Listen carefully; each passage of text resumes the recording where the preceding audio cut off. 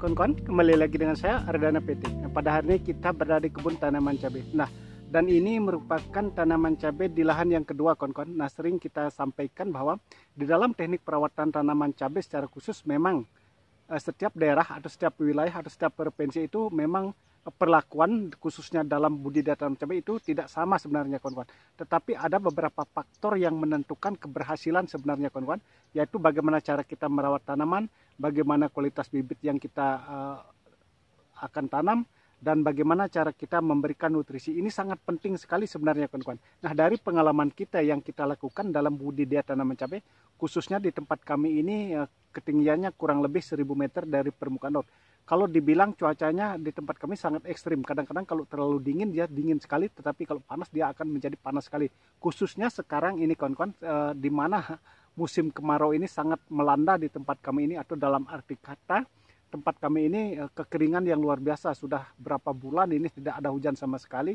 Ini yang menjadi kendala sebenarnya di ketinggian 1000 meter untuk budidaya tanaman cabai. Mengapa saya katakan kendalanya cukup besar? Ya karena khususnya untuk sistem irigasi atau pengairan sama sekali sudah tidak ada kawan-kawan.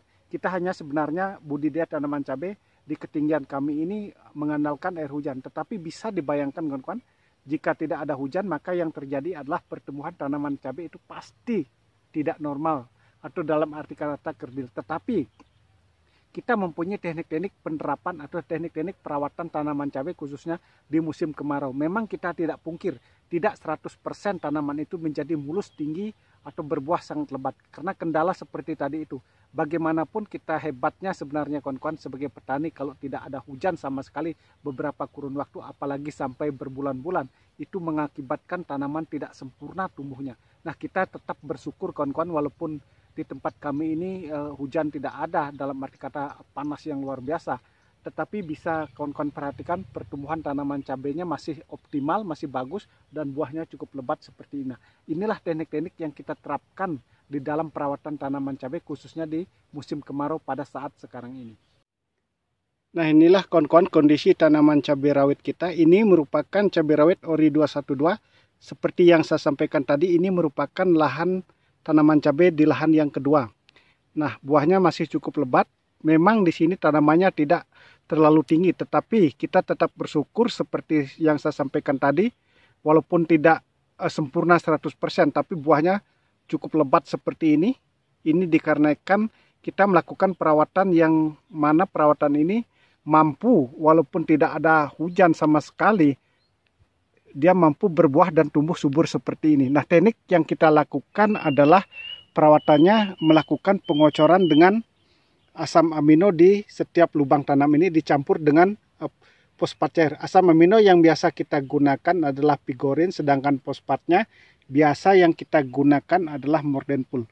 Sedangkan dosis untuk pengocorannya adalah 3 tutupnya masing-masing, 3 tutup botol maksud saya, dicampur dengan 14 liter air. Kita melakukan pengocoran dengan tangki manual kawan-kawan. Dan dikocor pada setiap lubang tanam itu kurang lebih 50-100 mili.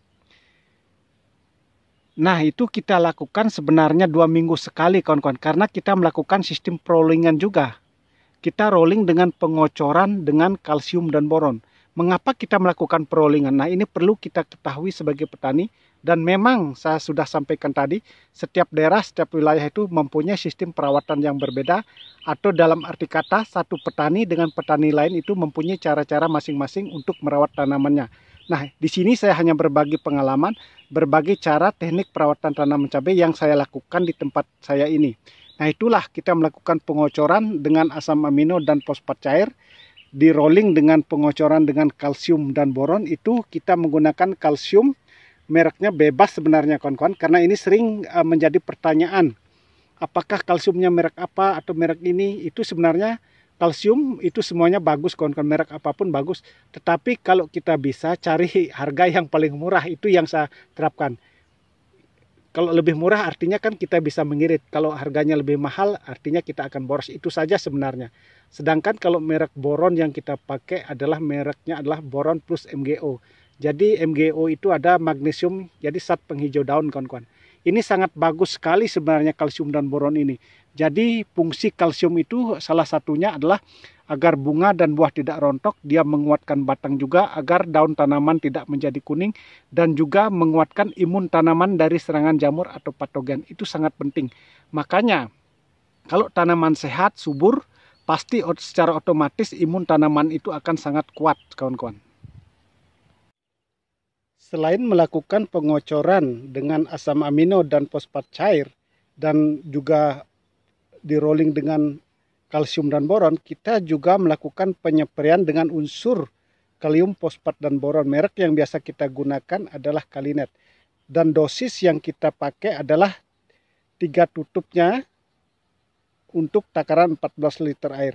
Itu pun kita oplos atau kita campur dengan insektisida dan fungisida agar penyeperiannya lebih menghemat waktu, kawan-kawan.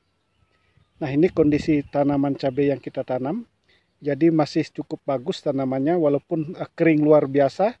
Karena sistem-sistem seperti tadi, makanya kita atau tanamannya bisa menjadi sehat subur seperti ini. Dan sedangkan karena sekarang musim kemarau yang sering saya sampaikan, jadi yang dominan menyerang adalah tungau dan trip, kita juga melakukan penyeperian dengan menggunakan insektisida untuk mengendalikan tungau dan trip. Sehingga kita melakukan penyeperian dengan menggunakan bahan aktif abamectin, biasanya kita rolling dengan bahan-bahan yang lain. Sedangkan abamectin, minggu kemarin kita melakukan penyeperian dengan menggunakan bahan abamectin murni, yaitu Agrimec, kawan-kawan. Dosis yang kita pakai adalah 10 mili, ukuran tangki 14 liter, kawan-kawan. Nah, itulah yang kita lakukan sehingga tanaman bisa menjadi, boleh dikatakan, aman dari serangan tungau dan trip. Dan kita rolling dengan bahan-bahan pengendali tungau dan trip yang lainnya seperti Pegasus, Summit, dan lain sebagainya. Dan kita bisa, kalau tidak ada Pegasus atau Summit, kita bisa pakai bahan aktif yang lainnya. Itu yang biasanya kita lakukan, seperti contoh obat Bespidor, Apidor, itu bisa juga, kawan-kawan. Nah, sedangkan untuk mengendalikan lalat buah, karena lalat buah juga musim kemarau ini sangat cepat sekali berkembang, kita menggunakan bahan aktif Prepenopos, kita rolling dengan Asepat. Itu yang biasa kita lakukan. Jadi boleh dikatakan untuk lalat buah masih dalam kondisi aman seperti ini. Nah, ini kondisi buahnya cukup lebat, kawan-kawan. Dan sedangkan untuk pengendalian jamur, kita memang melakukan penyeperian dengan bahan aktif Mancozeb dicampur dengan Cabriotop. Jadi kontak dengan sistemik. Dan kita juga sering melakukan perollingan bahan aktif untuk pengendalian jamurnya, kawan-kawan. Baik itu dengan bahan aktif Mancozeb atau dicampur dengan Cabriotop. Bisa juga kita rolling dengan bahan aktif Metalaxyl. Bisa juga kita melakukan penyeperian dengan fungisida Amistartop, dan banyak lagi jenis fungisida yang kita gunakan, kawan-kawan. Kita selalu melakukan perollingan baik itu insek maupun fungi. Tujuan kita melakukan perollingan adalah agar hama dan penyakit tidak menjadi resisten. Nah, ini kondisi tanamannya cukup bagus luar biasa, masih hijau royo-royo. Memang kendalanya sekarang ini kita harus waspada, harus hati-hati tentang penyakit, hama dan penyakit maksud saya, yaitu tungau dan trip. Ini luar biasa serangannya di musim kemarau, kawan-kawan. Kita walaupun tidak melakukan penyeperian, tidak melakukan pemupukan, kita harus mengontrol tiap hari sebenarnya, kawan-kawan. Jika ada tungau dan trip, cepat-cepat kita harus melakukan penyeperian. Dan sistem penyeperiannya tidak harus seminggu sekali sebenarnya. Kita harus melihat kondisi tanaman, kawan-kawan. Itu yang sering saya katakan. Jika sudah ada serangan, lebih baik kita cepat melakukannya. Dengan demikian, makanya tanaman akan menjadi aman dari hama dan penyakit. Nah, sedangkan pengocoran selain dengan menggunakan asam amino dan fosfat cair, begitu juga dengan kalsium dan boron. Jadi kawan-kawan bisa juga menggunakan pengocoran dengan menggunakan NPK, karena ini musim kemarau. Kita kocor langsung pada lubang tanam ini, kawan-kawan, bukan di lubang pupuk susulannya. Karena mengapa saya mengatakan demikian? Karena ini musim kemarau, berbeda dengan musim hujan, kawan-kawan. Nah, khususnya penggunaan asam amino ini sangat penting sekali di musim kemarau. Karena dengan penggunaan asam amino itu mampu dia menghijaukan tanaman, menyuburkan tanaman dengan cepat sekali. Karena dalam bentuk nitrat atau bentuk cair, kawan-kawan. Nah, terima kasih kawan-kawan yang sudah menyimak video ini. Inilah yang saya lakukan yaitu bagaimana cara menyuburkan tanaman, bagaimana caranya agar tanaman tetap sehat dan subur walaupun dalam kondisi kekurangan air seperti ini. Yang kita lakukan yang seperti tadi saya sampaikanlah kocor dengan asam amino dan fosfat cair. Begitu juga kita harus melakukan pengocoran dengan kalsium dan boron, juga melakukan penyepraian dengan unsur kalium, fosfat dan boron.